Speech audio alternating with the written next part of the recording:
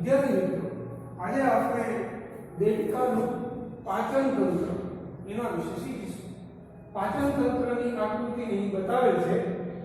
તો પાચન તંત્ર એ આપણું તંત્ર છે જેની અંદર બે વસ્તુનો સમાવેશ થાય છે. એક પાચન માર્ગ અને બીજું તેને સંલગ્ન પાચન ગ્રંથિઓ. એટલે કે પાચન માર્ગની અંદર જે ભાગ લેતા અવયવો છે એને પાચન તંત્રના અવયવો કહેવામાં આવે છે. જેની અંદર મુખ ગુહા, અન્નળી, કંઠનળી, અન્નળી, જઠર, આંતરડું, મળાશય, અવસારી આ બધા એવા અવયવો છે કે જે પાચન તંત્રના અવયવો ગણી શકાય. જ્યારે યકૃત, સ્વાદુપિંડ એ સહાયક પાચક ગ્રંથિઓ કહી શકાય. તો સામાન્ય રીતે દેવિકાનું પાચન માર્ગ ચાલુ ક્યાંથી થાય? એટલે મુખ ગુહા. મુખ ગુહા એટલે બકલ, ગુહા એટલે બકલ, મોઢાની બકલ. આ નીચેનું જડતું છે, આ ઉપરનું જડતું છે, અને વચ્ચે જ્યાંથી ખોરાક પાચન માર્ગ તરફ ધકેલાય છે તેઓ એક અન્નમાર્ગ દ્વાર અથવા તો છિદ્ર છે જે સીધો કંઠનળી સાથે જોડાય છે. કંઠનળી ટૂંકી, અન્નનળી. અન્નમાર્ગ એ ટૂંકો છે. એનું કારણ શું છે કે દેડકો છે એ માંસાહારી છે, એટલે પાચન અંગોની એને વિશેષ આવશ્યકતા રહેતી નથી. આંતરડાની લંબાઈ એટલે જ ઓછી છે કે વધુ અવશોષણ કરવા માટે જરૂર પડતી નથી. અન્નનળી ટૂંકી અને ત્યાર પછી જઠર સાથે જોડાય એટલે મુખ ગુહા કંઠનળી સાથે, કંઠનળી અન્નળી સાથે, અન્નળી જઠર સાથે. જઠર કેવું છે? હૃદય ભાગ, એટલે કે હૃદય તરફ રહેલું છે. જઠરની અંદર જેમ આપણે જઠરરસનો સ્ત્રાવ થાય છે એમ શ્રવણ થાય છે અને અર્ધપાચિત ખોરાક તૈયાર થાય છે. એટલે કે પ્રોટીનનું અંશતઃ પાચન થઈ જાય છે, જેને આમપાક કહેવામાં આવે છે. આ જઠરનો જે છેડો છે ત્યાં નિજઠર કહેવામાં આવે છે. ત્યાં નિજઠર વાલ્વ રહેલો છે. નિજઠર વાલ્વ છે એ મુદ્રિકા સ્નાયુનો બનેલો છે. લગભગ 3 કલાક સુધી ખોરાક તેમાં રહે અને ત્યાર પછી ખોરાક આગળ વધે. નિજઠર વાલ્વ ખુલે એટલે પક્વાશયમાં જાય અને પક્વાશયમાંથી ખોરાક છે એ આંતરમાર્ગમાં જાય છે. આંતરમાર્ગ છે એ શરૂઆતનો ભાગ, મધ્ય ભાગ અને છેવટનો ભાગ એમ 3 ભાગમાં વહેંચાયેલો છે. મધ્ય ભાગને મધ્યાંત્ર, છેવટના ભાગને શેષાંત્ર કહેવામાં આવે છે. જ્યારે શરૂઆતનું પાચન છે એના શરૂઆતના ભાગને પક્વાશય કહેવામાં આવે છે. અહીં ખોરાકનું પૂર્ણ પાચન થઈ જાય છે અને ત્યાર પછી શેષાંતરમાં થઈ અને ખોરાક છે મળાશયમાં એકઠો થાય છે. એ દરમિયાન યકૃતમાંથી પિત્તરસ છે એ સ્ત્રાવે છે અને એ સ્ત્રાવનું જે સ્ટોરેજ છે એ પિત્તાશયમાં થાય છે. પિત્તાશયને યકૃત અહીંયા છે. અહીંયા યકૃત છે સૌથી મોટી ગ્રંથિ છે. તેને ખરેખર કુલ 2 ખંડ છે, પણ બીજો ખંડ છે એટલે ડાબી બાજુનો ખંડ એમાં વળી 2 ભાગ છે એટલે ત્રિખંડીય યકૃત જણાય છે. જેની અંદરથી વિલાસ પડતું પિત્ત એટલે કે પિત્તરસ ઉત્પન્ન થાય છે. જેમાં બિલિવર્ડિન અને બિલિરુબિન નામના પિત્ત રસ હોય છે. જેની અંદર પિત્તની અંદર કોઈ પાચક ઉત્સેચક નથી, પણ એ તૈલિક પદાર્થોનું તૈલોદીકરણ કરે છે. એટલે કે નાના નાના તૈલ બિંદુઓમાં રૂપાંતર કરે છે. એટલે યકૃતમાં પિત્તરસ ઉત્પન્ન થાય છે, પિત્તાશયમાં સંગ્રહ થાય છે, પણ કોઈ એનો પાચક ઉત્સેચક ન હોવાથી યકૃતને સાચી પાચક ગ્રંથિ ગણવામાં આવતી નથી. એક સ્વાદુપિંડ નામની ગ્રંથિ છે જે પક્વાશય સાથે જોડાય છે. ત્યાં સ્વાદુપિંડમાંથી સ્વાદુરસનો સ્ત્રાવ થાય છે.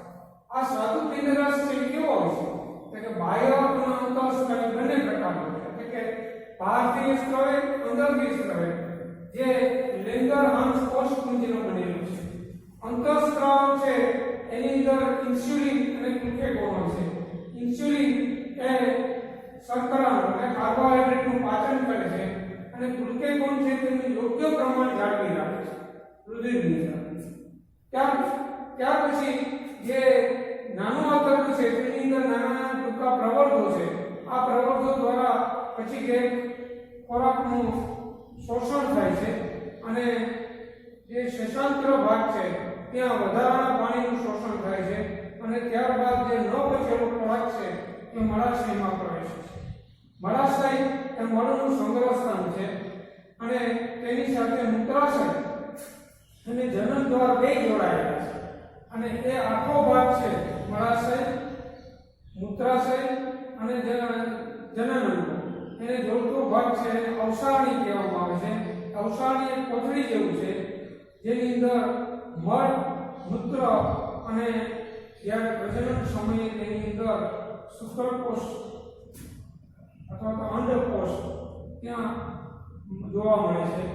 અવસારણી દ્વાર દ્વારા અને ન પચેલા અપાચિત ખોરાકનો ત્યાગ કરવામાં આવે છે. આમ જોઈએ તો આખું પાચન તંત્ર છે એ મનુષ્ય જેવું જ લગભગ છે. શ્વસન તંત્રની વાત કરીશું. શ્વસન તંત્ર છે સામાન્ય રીતે શ્વાસ લેવો, શ્વાસ મૂકવો.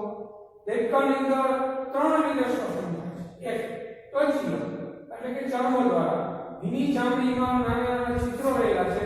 એ છિદ્રો દ્વારા ઓક્સિજન છે એ પાણી ત્યાં રહેલું હોય, પરસેવો જેમ કે હોય છે આપણે કે ત્યાં એ પાણી સાથે અંદરની તરફ અંતઃપ્રસરણ પામે છે અને ઓક્સિજન મળે છે.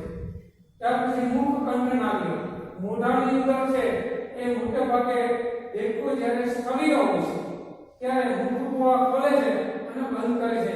એના દ્વારા પણ એ ઓક્સિજન સ્વીકારે છે અને ફુફ્ફુસીય એટલે કે તેમાં બે ફેફસા હોય છે એ ફુફ્ફુસીય શ્વસન એના દ્વારા થાય છે. શ્વાસ જે મુખ કુવામાં લે એ શ્વાસ કહેવાય. ત્યાર પછી તે ફેફસામાં પ્રવેશે અંતઃશ્વાસ કહેવાય અને જ્યારે તે બહાર આવે ત્યારે એને બાહ્ય શ્વાસ કહેવાય. તો આમ દેડકાનું શ્વસન તંત્ર છે એ સુવિકસિત છે. પરિવહન તંત્રની વાત કરીએ તો બંધ પ્રકારનું છે. રુધિરાભિસરણ તંત્ર એને આપણે પરિવહન તંત્ર કહીએ છીએ. રુધિરનું અભિસરણ થવું અને ચોક્કસ માર્ગે રુધિરનું વહેવું. બંધ પ્રકાર એટલા માટે કે હૃદયમાંથી શરીરના અવયવો તરફ અને શરીરના અવયવો તરફથી પાછું રુધિર છે એ અશુદ્ધ થઈ અને હૃદયમાં આવે અને વચ્ચે ફેફસા દ્વારા શુદ્ધ થાય. તો આ પ્રકારનું બંધ પ્રકારનું રુધિરાભિસરણ તંત્ર અહીં જોવા મળે છે. એમાં મુખ્ય ઘટકો જોઈએ રુધિરાભિસરણ તંત્રના. એક રુધિર, 2 હૃદય, 3 ધમનીઓ અને 4 શિરાઓ. રુધિર એટલે રક્ત અથવા લોહી. આપણે ખબર છે કે રક્ત અથવા લોહી છે તેની અંદર સામાન્ય રીતે ઇરિથ્રોસાઇટ્સ એટલે કે લાલ કણ એટલે કે રક્ત કણ એટલે કે રેડ બ્લડ કોર્પ્યુસલ્સ જે આપણામાં હોય છે તેમ દેડકામાં હોય છે. ફરક એટલો છે આપણા રક્તકણમાં કોષકેન્દ્ર હોતું નથી જ્યારે દેડકાના રક્તકણમાં કોષકેન્દ્ર હોય છે. અને આ ઉપરાંત હિમોગ્લોબિન હોય છે. હિમોગ્લોબિન આપણી જેમ જ એ ઓક્સિજન કેરિયર તરીકે કાર્ય કરે છે અને કોષમાં ઓક્સિજનને પહોંચાડે છે. WBC એટલે કે વ્હાઇટ બ્લડ સેલ્સ, શ્વેત કણ અથવા સફેદ કણ એ આપણી જેમ જ છે અને એ મોટે ભાગે પ્રતિરક્ષાત્મક પ્રણાલી માટે છે. રુધિર રસ છે આપણી જેમ જ છે, પીળા આશા પીળા રંગનો હોય છે અને અહીં જે રુધિર કણિકાઓ છે એ ત્રિકોણ આકારની હોવાથી તેને ત્રાક કણિકાઓ કહેવામાં આવે છે. તો આ રુધિરની વાત કરી. ત્યાર પછી હૃદયની વાત કરીશું. તો હૃદય કેવું છે? તો હૃદય માસલ છે અને ગુહાની ઉપરની તરફ આવેલું છે. દેહ ગુહા છે એટલે કે આ જે દેહ છે એનો જે પોલાણ છે એની જરા ઉપરની સાઈડમાં આવેલું છે. બેવડી સ્નાયુ દિવાલ ધરાવે છે અને શંકુ આકાર છે આપણી જેમ. પણ ફરક એટલો છે કે આપણે ચતુષ્ખંડી છીએ જ્યારે દેડકાનું હૃદય ત્રિખંડી છે. ત્રિખંડી મતલબ એને કર્ણક બે છે, જમણું અને ડાબું, પણ ક્ષેપક એક જ છે. એટલે બે કર્ણક અને એક ક્ષેપક એમ ત્રિખંડી હૃદય છે. પૃષ્ઠ બાજુ પર આ શિરા કોટર આવેલી છે, જે શિરા એટલે અશુદ્ધ રુધિર વાહિનીઓ જેમાંથી વહે છે એવી રુધિર વાહિનીઓ, એના દ્વારા અશુદ્ધ રુધિર છે આ કોટરમાં ભેગું થાય છે. એ શિરા કર્ણક છિદ્ર ત્યાં હોય છે, તેના દ્વારા જમણા કર્ણકમાં પ્રવેશે છે. એટલે કે અશુદ્ધ રુધિર પ્રથમ શિરા કોટરમાં ભેગું થાય છે. આપણે અશુદ્ધ રુધિર છે આપણામાં ભેગું ન થતું પણ સીધું જમણા કર્ણકમાં ઉમેરાય છે. અહીં જમણા કર્ણકમાં આવ્યા પછી અને ત્યાર પછી તે ફેફસામાં શુદ્ધિકરણ માટે જાય છે, ત્યાં ઓક્સિજન મળે છે અને ત્યાંથી ડાબા કર્ણકની અંદર શુદ્ધ બનીને આવે છે. બંને કર્ણકો જમણું અને ડાબું એ બંને કર્ણકો અને ક્ષેપક એક જ છે, તેની વચ્ચે એક વાલ છે. આ વાલને કર્ણક ક્ષેપક વાલ કહેવાય છે. એનો અર્થ એ થયો કે શુદ્ધ અને અશુદ્ધ રુધિર બંને મિશ્ર રીતે ક્ષેપકમાં ભેગું થાય છે અને ત્યાર પછી એ શરીરના અંગો અથવા અવયવો તરફ મોકલાય છે. ધમની તંત્રની અંદર મિશ્ર રુધિરનું વહન થાય છે, પણ તેને શુદ્ધિકરણ માટે ફેફસામાં ફુફુસીય માર્ગે જવું પડે છે. ધમની તંત્રની શરૂઆત ધમની કાંડથી થાય છે, ત્યાર પછી એ ધમની કાંડમાંથી ડોક તરફ લઈ જતા શુદ્ધ રુધિરવાળી ગ્રીવા કમાન જે ધમનીઓની બનેલી છે, બે દૈહિક કમાન ધમનીની ડાબી બાજુ જાય છે અને ત્રીજું ફુફુસીય ત્વચીય કમાન એ ફેફસામાં લઈ જાય છે અને મૂત્રપિંડ નિવાહિકા તંત્ર યકૃત નિવાહિકા તંત્ર આ બે નિવાહિકા તંત્ર દ્વારા ખાસ રચના દ્વારા ત્યાં રુધિરનું એક મૂત્રપિંડમાં ફિલ્ટ્રેશન એટલે કે ગાળણ એટલે કે ઉત્સર્ગ પદાર્થોનું મૂત્ર વિસર્જન માટે અને બીજું યકૃતની અંદર જે ઝેરી દ્રવ્યો છે એને નિકાલ કરવા માટે જતું હોય છે. ઉત્સર્જન તંત્રની વાત કરીએ તો દેડકાની અંદર પૂર્ણ વિકસિત ઉત્સર્જન તંત્ર છે. આપણી જેમ મૂત્રપિંડની એક જોડ છે જે મૂત્રવાહિની સાથે જોડાય છે. આ મૂત્રવાહિની બંને મૂત્રાશયમાં ખુલે છે અને મૂત્રાશય ત્યાર પછી અવસાદનીય નામે ઓળખાતી કોથળીમાં ખુલે છે. એટલે કે આમાં મૂત્ર દ્વાર નથી, અવસાદની છે ને અવસાદની દ્વાર છે. એટલે કે મળ અને મૂત્ર બંને ભેગું થઈ અને તેનો નિકાલ અવસાદની દ્વાર દ્વારા થતો હોય છે. સામાન્ય રીતે દેડકાની અંદર દેડકાઓને યુરોટેલિક કહેવામાં આવે છે, કારણ કે તે યુરિયાનું ઉત્સર્જન કરતા હોય છે. તો આ રીતે તેનું જે ઉત્સર્જન તંત્ર છે એ અવસાદની જે કોથળી જેવો હોય છે તેના દ્વારા શરીરની બહાર નીકળતું હોય છે. ચેતાતંત્રની વાત કરીએ તો દેડકો છે એ બંને પ્રકારનું ચેતાતંત્ર આપણે જેમ જણાવે છે. એક મધ્યવર્તી ચેતાતંત્ર. મધ્યવર્તી ચેતાતંત્રમાં મગજ અને કરોડરજ્જુ છે. મગજની અંદર અગ્ર મગજ, મધ્ય મગજ અને પાર્શ્વ મગજ આમ ત્રણ પ્રકારના ભાગ હોય છે. અગ્ર મગજની અંદર ઘ્રાણપિંડ, એક જોડ બૃહદ મસ્તિષ્ક ગોળાર્ધ અને આંતર મસ્તિષ્ક હોય છે. જ્યારે મધ્ય મગજમાં એક જોડ દૃષ્ટિપિંડ અને પાર્શ્વ મગજમાં અનુમસ્તક એટલે કે નાનું મગજ અને એની સાથે લંબ મજ્જા જોડાયેલી છે. આ લંબ મજ્જા ત્યાર પછી વધારે આગળ વધી અને કરોડરજ્જુ સાથે જોડાય છે. કરોડરજ્જુ છે એ ત્યાર પછી પરિવર્તી ચેતાતંત્ર સાથે જોડાય છે અને પરિધીય એટલે કે શરીરના જુદા જુદા સ્થાને જે સંવેદનગ્રાહી અંગો છે, જેમ કે સંવેદનગ્રાહી અંગો જેમ કે આંખ, નાક, કાન, ત્વચા અને ચામડી એની સાથે એ જોડાયેલા હોય છે. તો આમ તેનું ચેતાતંત્ર છે એ પૂર્ણ વિકસિત છે. આ સમગ્ર ચેતાતંત્ર છે એ કરોડરજ્જુની 10 મસ્તિષ્ક ચેતા જોડ નીકળે છે. એના દ્વારા આખા શરીરની અંદર ફેલાયેલું જોવા મળે છે. આપણી જેમ ચેતાતંત્ર પણ બીજી રીતે જોઈએ તો સ્વયંવર્તી છે, એટલે કે એનું કાર્યાત્મક રચના જોઈએ તો એનું કાર્ય છે એ અનુકંપી અને પરાનુકંપી છે, એટલે કે બંનેનું મિશ્ર છે. અનુકંપી ચેતાતંત્ર એ એવું ચેતાતંત્ર છે કે જે દાખલા તરીકે ધબકારા વધે તો પરાનુકંપી ચેતાતંત્ર એને થોડા સમય પછી ધબકારા ઘટાડી દે. તો આમ અનુકંપી અને પરાનુકંપી ની સંયુક્ત અસરથી સ્વયંભૂથી ચેતાતંત્ર રચાઈ રહે છે. આ સિવાય તેમાં અંતઃસ્ત્રાવી ગ્રંથિ પણ છે, એટલે કે નલિકા વિહીન રુધિરમાં સીધો રાસાયણિક સ્ત્રાવ નિયંત્રિત ગ્રંથિઓ આપણી જેમ એમાં પિટ્યુટરી, થાઇમસ, પેરાથાઇરોઇડ, થાઇરોઇડ, થાઇમસ, એડ્રિનલ, જનનપિંડ, પિનિયલ કાય, સ્વાદુપિંડના કોષકુંડ, આ સમગ્ર વસ્તુ એટલે અંતઃસ્ત્રાવી તંત્ર એટલે કે અંતઃસ્ત્રાવી નલિકાઓ, મધ્યવર્તી પરિવર્તી ચેતાતંત્ર એ બધે ભેગા કરી અને સંવેદન તંત્ર દેડકાનું રચે છે.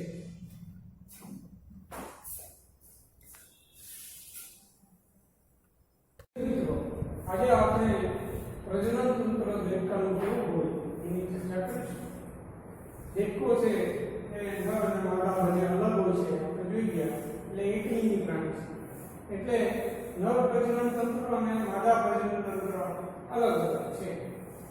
સામાન્ય રીતે પ્રજનન તંત્રમાં અંડકોષ અને શુક્રકોષનું વહન છે અવસાદી દ્વારા એક જ કોથળી દ્વારા થતું હોવાથી અને તેના દ્વારા મૂત્ર ઉત્સર્જન થતું હોવાથી દેડકાના પ્રજનન તંત્રને મનુષ્યની માફક મૂત્રજનન તંત્ર કહેવામાં આવે છે. તેના દ્વારા શું થાય છે? ઉત્સર્જન થાય છે, એટલે કે નકામો પદાર્થ છે બહાર નીકળે છે, પ્લસ શુક્રકોષ અને અંડકોષનું પણ વહન થઈ શકે છે.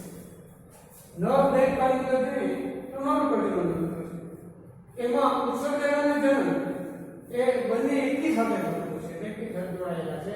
જ્યારે માદામાં ઉત્સર્જન અને જનન બંને અલગ અલગ અવસાવણી એક જ પણ એમાં અલગ અલગ રીતે ઉત્સર્જન અને જનન બંને થતું છે.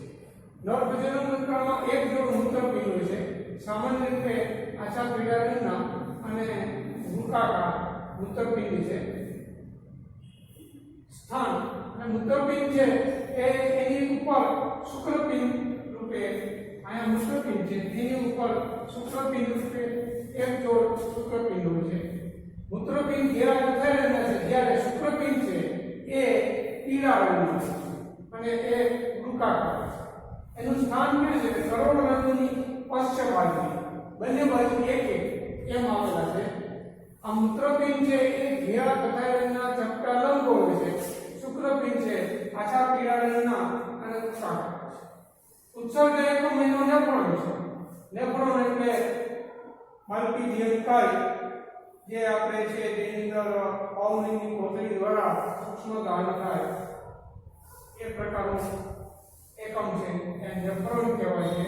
એટલે કે ઉત્સર્જન એકમ નેફ્રોન કહેવાય. મૂત્રપિંડના ઉપરના ભાગે દ્વિધ્રુવકીય આવરણથી જોડાયેલા શુક્રપિંડ છે. આ મૂત્રપિંડના ઉપરના ભાગમાં શુક્રપિંડ જોડાયેલા છે જે મેદકાય ધરાવે છે અને મૂત્રપિંડ ઉપર એડ્રિનલ ગ્રંથિ હાજર હોય છે. શુક્રપિંડનું કાર્ય શુક્રકોષ ઉત્પન્ન કરવાનું છે. શુક્રકોષ ઉત્પન્ન થઈ ગયા પછી તે શુક્રવાહિની દ્વારા અવસાવણીની અંદર છોડવાના છે અને અવસાવણી દ્વારા એ બહાર નીકળતા હોય છે. તો શુક્રપિંડ બંધ શુક્રવાહિકાની 10 થી 12 જોડ છે એ ધરાવે છે. શુક્રપિંડને મૂત્રાશય સાથે જોડે છે, પછી એ બીજની નલિકામાં ખુલે અને અંતે એ મૂત્રવાહિનીમાં ખુલે. છેલ્લે તો એ મૂત્રવાહિનીમાં ખુલે, મૂત્રવાહિનીમાંથી મૂત્રાશય અને શુક્રકોષ બંને અવસાવણીમાં ખુલે. એટલે કે અહીં ઉત્સર્જન અને જનન માર્ગ એક જ છે એમ કહી શકાય છે. અવસાવણી એક એવો કોથળી જેવો અવયવ છે કે જેના દ્વારા મૂત્રનો ત્યાગ થાય છે, ઉત્સર્જક પદાર્થોનો ત્યાગ થાય છે અને શુક્રકોષનો ત્યાગ. તો અહીંયા જે મૂત્રપિંડ એની ઉપર શુક્રપિંડ અને શુક્રપિંડ બંધ વડે જોડાયેલા, ત્યાર પછી મૂત્રજનન વાહિની, તેથી શુક્રજનન વાહિની પણ કહી શકાય. મૂત્ર શુક્રજનન વાહિની બંને સંયુક્ત રીતે પછી અવસાવણીમાં ખુલે છે અને આ નર પ્રજનન તંત્ર જોવા મળે છે. જ્યારે માદા પ્રજનન તંત્રમાં એક જોડ શુક્રપિંડ હોય છે અને એક જોડ અંડપિંડ હોય છે. એમાં પણ શુક્રપિંડ મૂત્રપિંડ ગોઠવાયેલા છે, અહીંયા પણ ગોઠવાયેલા છે, પણ શુક્રપિંડ અને મૂત્રપિંડ વચ્ચે કોઈ જાતનો સંબંધ, ક્રિયાત્મક સંબંધ નથી. જ્યારે નરદેહમાં મૂત્રપિંડ અને શુક્રપિંડ વચ્ચે ક્રિયાત્મક સંબંધ છે. અહીંયા એક જોડ અન્નવાહિની છે, આ અંડવાહિની છે, એના અંતરછેડે અંડવાહિની નિવાપે છે. અંડપિંડમાં અંડકોષ ઉત્પન્ન થાય, જે અંડવાહિની નિવાપમાં જાય અને ત્યાર પછી તે છેડે જ્યાં અવસાળની સાથે જોડાય ત્યાં છેડો ખુલેલો દેખાય છે, ત્યાં અંડકોષનો સંગ્રહ થતો હોય છે. એક જ સમયમાં માતા દેહથી છે એ 2500 થી 3000 જેટલા અંડકોષ ઉત્પન્ન કરે છે. મનુષ્યમાં દર 28 દિવસે 1 અથવા તો 2 અંડકોષ ઉત્પન્ન થાય છે. આ એટલો તફાવત છે. અહીં બાહ્યપલન જોવા મળે છે. એનો અર્થ એ થયો કે નર અને માદાનું મિલન થતું નથી.